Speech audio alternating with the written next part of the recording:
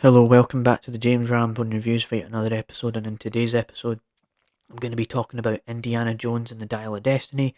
I actually saw it earlier than I expected. I was going to see it on Saturday, but I ended up seeing it on Friday, and it's Saturday as I'm recording this. But so before we dive into the review itself, I'm just going to put it straight that I've loved it, the Indiana Jones movies. I liked the Lego game. I was unsure about this movie. There was like, Indiana Jones is a bit old now. Harrison Ford's a bit old as a character. I don't know what to think. All the stuff going against it. Will Phoebe Waller Bridge defeat Indiana Jones? There's all these things, and the press and the media were saying it's the worst thing ever, saying it was worse than Kingdom of the Crystal Skull, which I actually liked. And so there's all this stuff surrounding it. But the movie, right, I'll give you the plot summary. So you've got Indiana Jones returning as the character for one last time. You've got Phoebe Waller-Bridge as Helena, and you've got the villain, the German villain, played by Matt Mikkelsen. It's directed by James Mangold, and it's 2 hours and 20 minutes. So there's that, right?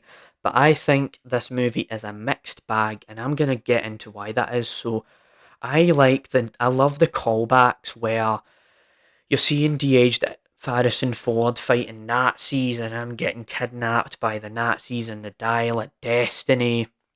You get all of that good stuff in there. The points where the movie kind of just isn't interesting is when Harrison Ford isn't able to do these amazing stunts as he used to do, because there's this point in the movie where there's like a bunch of these car chases and it's just repetitive, and the camera shakes while they're driving down the stairs.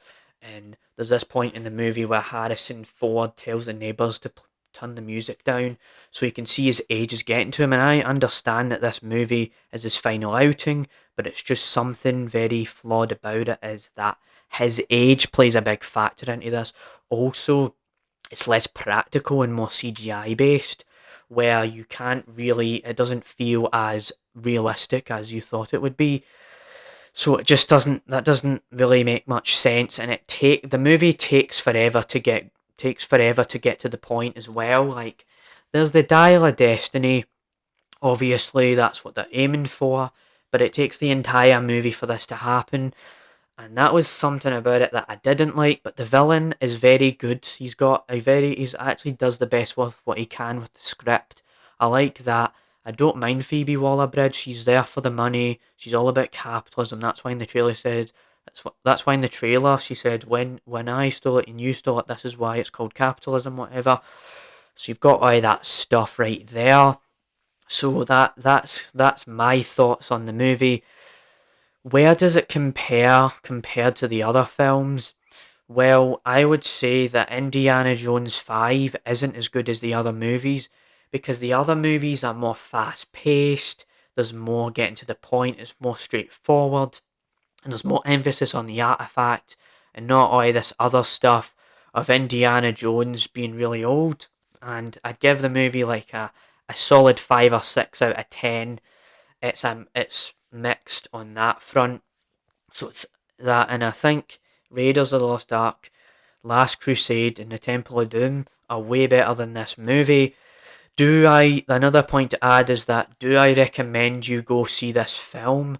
Well, if you're a fan of Indiana Jones and you want some callbacks to the original, then this is the movie for you. But the movie doesn't always play on the nostalgia, right? They do play the song a lot in the movie, but it's kind of focusing on Phoebe Waller-Bridge and it's more modern. And there's also these two, I forgot to mention that there's also these two like sidekick characters of whatever villains playing alongside Matt Mikkelsen's character that weren't really that interesting, and the little boy isn't really that interesting. There's even this point in the movie where he takes forever to start the plane, and don't even like the finale of the film.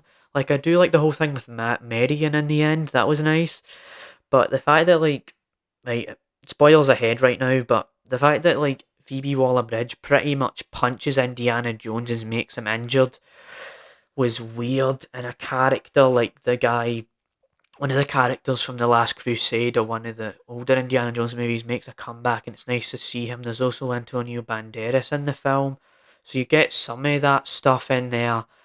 But overall, yeah, it's like a 6 out of 10 for me. So it's not bad, but it's not amazing. It does not top the original movies. And I even have to say that Crystal Skull is better in some elements, and the side characters like Short Round was, I think Short Round was way better than Teddy. So you have a movie that isn't bad but isn't good. So I think I have said enough here. I've been getting my point across about how it's a mixed bag, getting my point across about nostalgia and how there's just bad pacing, it's too long at points, whereas you have the nostalgia bits that are nice to see the callbacks. So other than that, really, I hope you enjoyed this review. Stay tuned for the Spiderverse review. And other than that, really, see you for the James Ramblin' Show episode 76. So yeah, Indiana Jones 5 and the Dial of Destiny. That's my review. Bye.